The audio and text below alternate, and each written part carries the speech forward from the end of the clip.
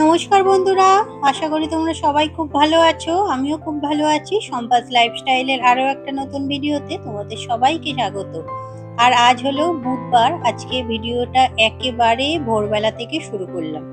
এখন ঘড়ির কাঁটায় বাজে ওই 4:15-20 মতো হবে।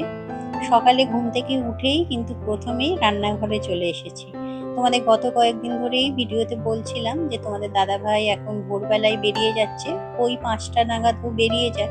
তো ওকে ওই সামান্য কিছু একটু টিফিনে করে দিই। তবে এত ভোরবেলা উঠে ও কিছু খেয়ে যায় না, একটু ওই জল বিস্কুট খেয়ে বেরিয়ে যায়, আর টিফিনটা দিই সেটাই গিয়ে খাওয়া দাওয়া করে। তো তার জন্য আজকে এই যে পরোটা আর আলু ভাজা একটু টিফিনে বানিয়ে দিচ্ছি।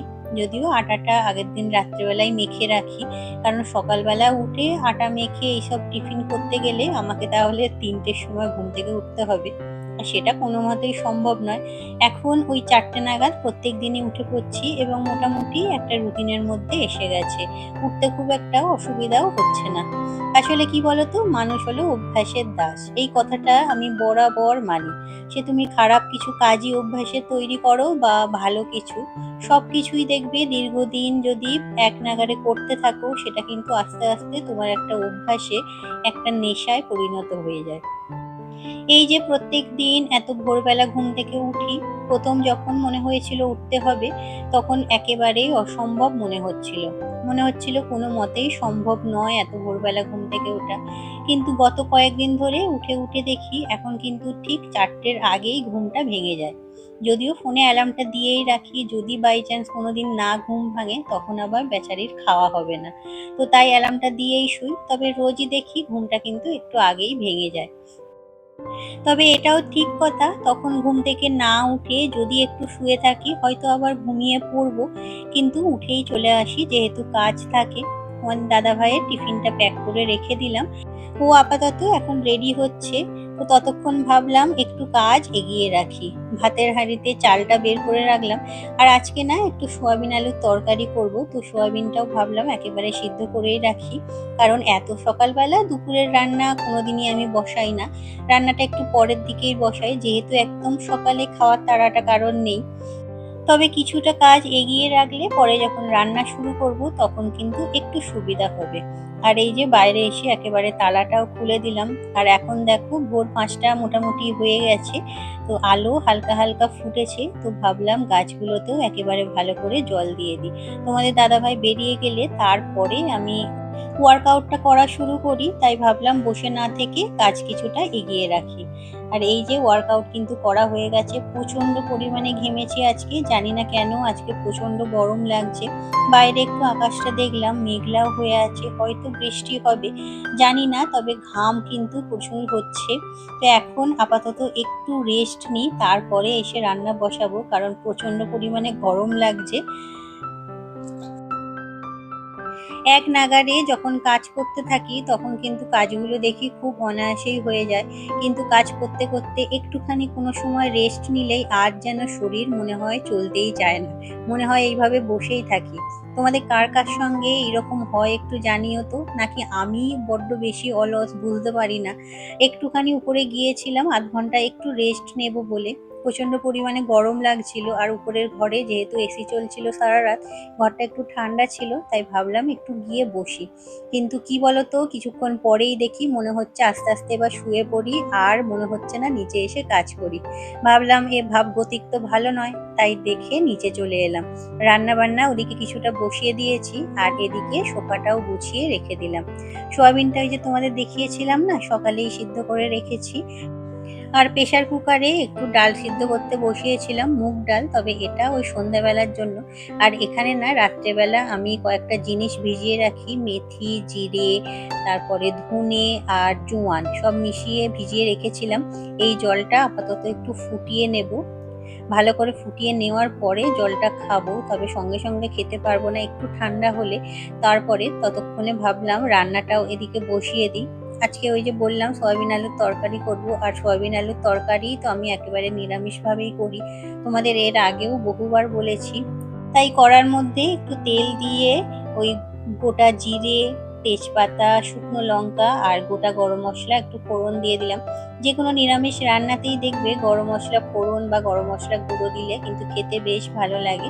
আর তারপরে সয়াবিনটা আর আলুগুলো দিয়ে দিলাম ভাজার জন্য। তবে এর সাথে না একটা টমেটোও অ্যাড করেছি। টমেটোটা দিলেই দেখি খেতে কিন্তু বেশি ভালো লাগে। তবে সবসময় টমেটোটা বাড়িতে থাকে না, যখন থাকে তখন দিয়ে করি।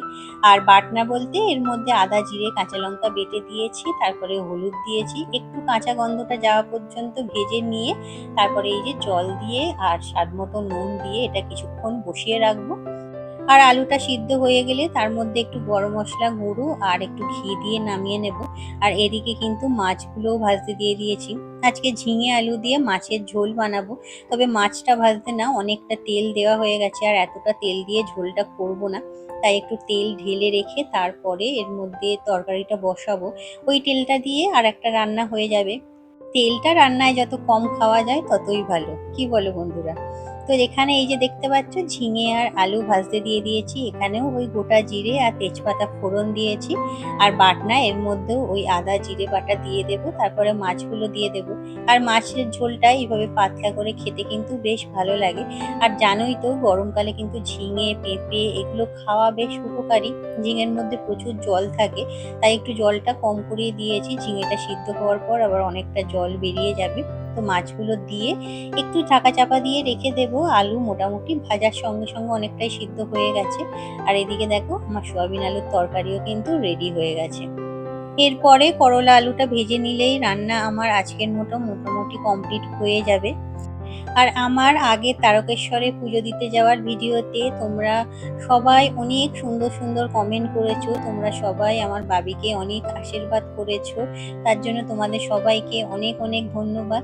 তোমাদের আশীর্বাদ, তোমাদের ভালোবাসায় আমার ছেলে যেন সব সময় সুস্থ থাকে, এটুকুই কামনা করি। আর তোমাদের দাদাভাই জানো তো কাল সন্ধেবেলা আলুটা এনে রেখেছিল, তো আলু পেঁয়াজ এগুলো একেবারে ঢেলে রাখলাম। আর আলুটা যখন আনা হয় একটু বেশি করেই আনা হয়। কোনো রকম সবজি বাড়িতে না থাকলেও আলুটা যদি বাড়িতে থাকে তো রান্নার চিন্তা করতে হয় না। তাই আলুটা একটু বেশি করেই এনে রাখা হয়। আর বাবানের তো আজকে স্কুল আছে বললাম, ও এই যে ভাত খেয়ে রেডি হয়ে গেছে। তো আপাতত ও চুলটা বেঁধে দিচ্ছি। আর জানো তো তোমাদের আগের একটা ভিডিওতে বলেছিলাম যে ওর চুলটা অনেক বড় হয়ে গেছে কিন্তু একদম কাটতে চায় না।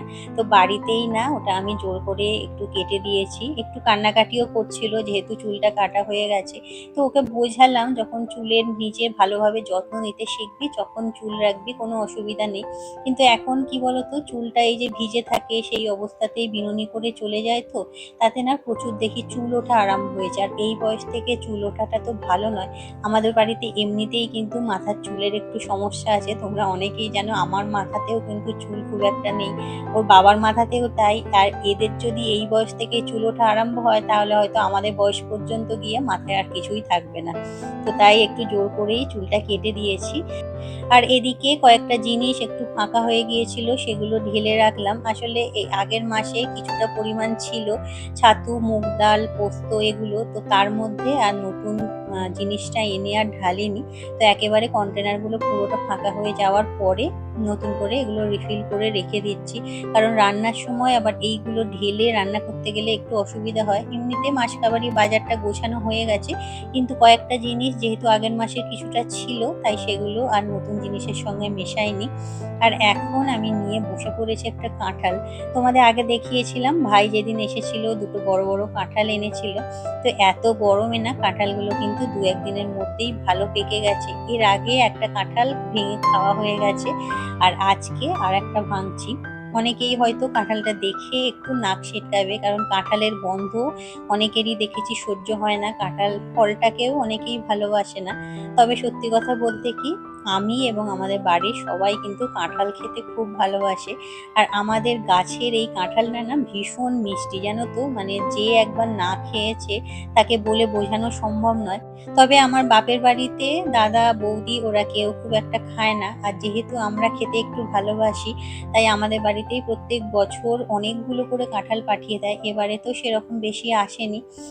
অনেকগুলো কাঁঠাল পাঠিয়ে দিলে না আমরা এখানে অনেককে দিয়ে দিই, তারাও খেয়ে একই কথা বলে প্রচণ্ড মিষ্টি। তবে দাদাদের বলেছি এরপরে যখন কেউ আসবি বেশি করে কাঁঠাল নিয়ে আসবি। আর আমার বাপের বাড়ির ভিডিওটাতে তোমাদের দেখিয়েছিলাম আমাদের বাড়িতে প্রচুর গাছপালা আছে, কাঁঠাল গাছই তো 3-4টে আছে, এঁচোড় অবস্থায় কত বিক্রি করে দেয়, তাও রয়ে যায়। তো এই যে কাঁঠালগুলো সব ছাড়িয়ে রেখে দিয়েছি, দানাগুলোও আলাদা রেখেছি। আর এই হলো আমার আজকে ব্রেকফাস্ট, কাঁঠাল আর কালো জাম। তো আজকের ভিডিওটা এখানেই শেষ করলাম, আবার দেখা হবে পরের ভিডিওতে। টাটা।